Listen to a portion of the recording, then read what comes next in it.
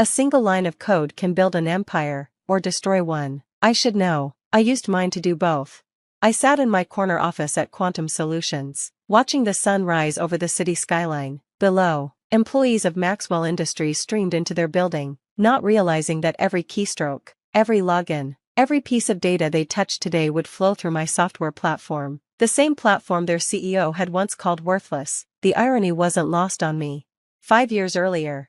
This is a joke, right? James Maxwell too leaned back in his leather chair, looking at my presentation with barely concealed disdain. You expect me to believe that some entry-level programmer has created a system that could revolutionize our entire operation? I stood my ground despite the trembling in my hands. At 24, I was the youngest senior developer at Maxwell Industries, though you wouldn't know it from my salary or title. The numbers speak for themselves, sir. My platform could reduce our processing time by 80%, cut operational costs by half. Enough. He waved his hand dismissively. David, why did you waste my time with this? David Chen, my immediate supervisor, shifted uncomfortably. Miss Sullivan showed promising results in initial testing. I thought. You thought wrong. Maxwell's voice cut like ice. We're a Fortune 500 company, not some startup playground. We don't need software cobbled together by junior staff who don't understand real business needs. I felt my face burn. Mr. Maxwell, if you just look at the test results. Miss Sullivan. He stood, his 6 feet 2 inches frame towering over my desk. Let me make this clear. Your software is worthless, your ideas are naive, and if you want to keep your job, you'll focus on your actual duties instead of playing entrepreneur. The meeting ended there. I walked out clutching my laptop, my dreams of revolutionizing the company's outdated systems crumbling around me. But that wasn't the worst part. The worst came 2 weeks later when I discovered what they'd really done with my presentation. I was working late as usual when an email notification popped up on my screen. Someone had forgotten to revoke my access to the executive team's shared drive. There, in a folder marked Strategic Initiatives, I found my platform presentation with David Chen's name on it. They had stolen my work, but they'd done it wrong. The implementation plan they drafted missed crucial elements of the system architecture. If they tried to build it this way, it would fail spectacularly. I should have reported it, should have gone to HR or legal. Instead, I did something better. I quit. My resignation letter was brief and professional. I cited personal reasons, gave my 2 weeks' notice, and left with nothing but my original code and my determination to prove them wrong. They never thought to check what I took with me, never imagined that their worthless junior programmer had already patented the core algorithms of the platform under my own name. The first 6 months were brutal. I moved into a tiny studio apartment, lived on ramen noodles, and coded 18 hours a day. My platform evolved into something far beyond what I'd originally pitched to Maxwell Industries. I called it Nurex, a fully integrated enterprise management system that could adapt and learn from user behavior. It wasn't just a software platform, it was a digital nervous system for corporations. Then came the meeting that changed everything. Sarah Jiang, a venture capitalist known for her sharp instincts in tech investments, actually listened to my pitch, really listened. Walk me through the architecture again, she said, leaning forward in her chair. How does the neural learning component interface with legacy systems? For 2 hours, we discussed technical specifications, market potential, and scaling strategies. By the end, she wasn't just interested, she was excited. This is remarkable, she said finally, but why hasn't anyone else developed something similar? I smiled. They tried. Maxwell Industries attempted it last year, failed spectacularly. Her eyes narrowed. The Maxwell implementation failure. That was your system? No, I corrected her. That was their attempt to copy my system without understanding how it actually worked. She laughed then, a sharp, delighted sound. Oh, this is perfect. Do you know how many companies are desperate for exactly this kind of solution after watching Maxwell crash and burn? I've been counting on it. I want in, she said. $5 million for 20% stake, plus connections to every major tech company in the country. A week later, Neurotech was born. We moved fast. Sarah's connections opened doors I hadn't even known existed. Within 3 months, we had our first major client, a regional bank looking to modernize their systems. Within 6 months, we had a waiting list. The platform worked exactly as I designed it. Companies reported efficiency increases beyond even my original projections. Word spread. I kept my name out of the press, using my middle name and my mother's maiden name professionally. As far as the business world knew, Neurotech was founded by Elizabeth Morgan, a previously unknown software architect. Maxwell Industries didn't make the connection. How could they? Their worthless junior programmer couldn't possibly be the mysterious CEO taking the tech world by storm. They were too busy dealing with their own problems. Their failed attempt to implement their stolen version of my platform had cost them millions. Their stock was dropping. Their competitors were pulling ahead. Then came the email I'd been waiting for. Dear Ms. Morgan, I represent Maxwell Industries, a Fortune 500 company currently seeking to modernize our enterprise systems. We've been following Neuratech's success with great interest. Sincerely, James Maxwell II, CEO, Maxwell Industries. I read the email 3 times, savoring every word. They weren't just asking for help, they were begging. Sarah called me as soon as she saw the email in our system. Tell me you're going to take this meeting, she said, barely containing her glee. Of course, I smiled, looking out my office window at the Maxwell Industries building, but not right away. Let them sweat a little. You're evil, she laughed. I love it. I let them wait 2 weeks before responding. 2 weeks during which their stock fell another 15%. 2 weeks of watching James Maxwell II give increasingly desperate interviews about his company's digital transformation strategy. Finally, I agreed to a meeting, but not at their offices. They would come to me.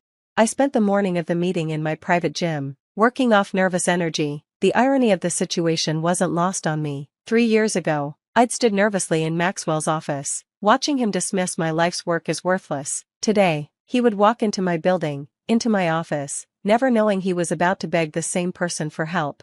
My assistant's voice came through the intercom. Mr. Maxwell and his team have arrived. I smoothed my designer suit, worth more than 3 months of my old Maxwell Industries salary, and smiled. Send them up. The game was about to begin.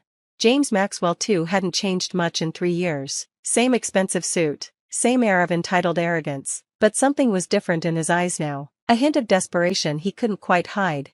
Ms. Morgan, he extended his hand, trying to project confidence. Thank you for meeting with us. Behind him stood David Chen, looking considerably grayer than I remembered, and 2 other executives I recognized from my Maxwell days. None of them showed any sign of recognizing me. Amazing what a designer wardrobe and success can do to change how people see you.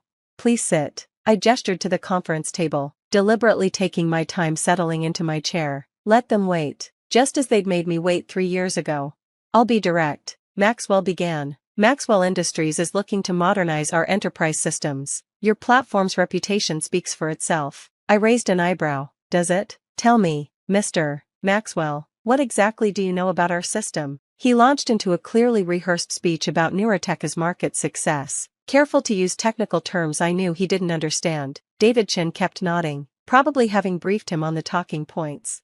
Impressive research, I said when he finished, but you haven't mentioned your company's previous attempt at digital transformation. The room temperature seemed to drop 10 degrees. Maxwell's jaw tightened. That was an unfortunate misstep, he said carefully. We received some bad advice. David Chen suddenly became very interested in his tablet screen. Bad advice? I picked up my iPad, pulling up some files. You mean the platform you tried to implement 2 years ago? The one that cost you $30 million and failed spectacularly. How did you? David started, but Maxwell cut him off with a glare. We've learned from our mistakes, Maxwell said smoothly. That's why we're here. We need the best, and Neuratech is clearly the best. I stood, walking to the floor-to-ceiling windows. Below, the Maxwell Industries building stood like a monument to outdated thinking. Tell me, I said, still looking out, what happened to the developer who originally designed that system? The one whose work you tried to steal? The silence behind me was deafening. I don't know what you're talking about, Maxwell said finally, but his voice had lost its smoothness. I turned back, fixing him with a steady gaze. No? Let me refresh your memory. Young developer, female, presented a revolutionary platform design. You called it worthless. Ring any bells? David Chen's face had gone pale. Maxwell's eyes narrowed. How do you know? I smiled, sitting back down. I know everything about Maxwell Industries, Mr. Maxwell. I know your stock has dropped 40% this year. I know you've lost 3 major clients to competitors using Neuratech systems. I know you're 6 months away from being voted out by your board if you don't turn things around. Who are you? He whispered. I pressed a button on my desk and the wall screen came to life. On it appeared my old platform presentation, the original one with my name on it. Hello, Mr. Maxwell, remember me? The worthless junior programmer? The room erupted in chaos. David Chen actually dropped his tablet. Maxwell surged to his feet, his face turning an interesting shade of purple. This is impossible, he sputtered. You can't be Elizabeth Morgan. That's my middle name and my mother's maiden name. But you knew me as Alice Sullivan, the developer whose work you stole, the one whose ideas you called worthless. We'll sue, he threatened, but his voice shook. That platform was developed while you worked for us. No, I cut him off. The patents were filed before I ever showed you the presentation. Check your records. Oh, wait, you can't. Your system is too outdated to access archives that old. If only someone had warned you about the need to modernize. I stood, smoothing my skirt. But that's not why you're here. You're here because you need Neurotech. Your entire industry has moved to our platform. You're hemorrhaging clients every day. Your price, Maxwell said through gritted teeth. Name your price. Price? I laughed softly. Mr. Maxwell, you don't understand. I'm not selling to you. I'm buying you. I slid a document across the table. Neurotech is launching a hostile takeover of Maxwell Industries. We already have support from 40% of your shareholders. With your stock price dropping, we'll have the rest within weeks. The blood drained from his face as he read the papers. This is revenge, he said weakly. No, Mr. Maxwell, this is business. Your company is undervalued, has a strong client base, and would benefit from proper technological integration. It's exactly the kind of acquisition Neurotech looks for. I paused. The fact that it's deeply satisfying is just a bonus. The board will never approve. They already have. I pressed another button and new documents appeared on the screen. They voted this morning. You're the last to know. David Chen looked like he might faint. What happens to us? That depends. I sat back down. Neurotech believes in keeping valuable employees. Of course, we'll need to evaluate everyone's contributions carefully, starting with how they treat junior developers with innovative ideas. The implications hung heavy in the air. You can't do this, Maxwell whispered. I already have. I stood again. Security will escort you out. HR will contact you about the transition. Oh, and Mr. Maxwell, your office has a lovely view. I think I'll keep it. After they left, Sarah called. How did it feel? Better than I expected, I replied, watching through my window as Maxwell and his team hurried out of the building. How's the stock responding? Up 12% on the news. The market loves the idea of Neurotech modernizing Maxwell Industries. I smiled. Scheduled a press conference for tomorrow. It's time for Elizabeth Morgan to show her face publicly. Going to give them the full story? No. I turned away from the window. The story isn't about revenge. It's about innovation winning over obsolescence. About the future replacing the past, and about worthless software becoming priceless. Exactly. The next day, as I stood at the podium announcing Neurotech's acquisition of Maxwell Industries, I wore the same blazer I'd worn to that first failed presentation. No one else would know the significance, but I did.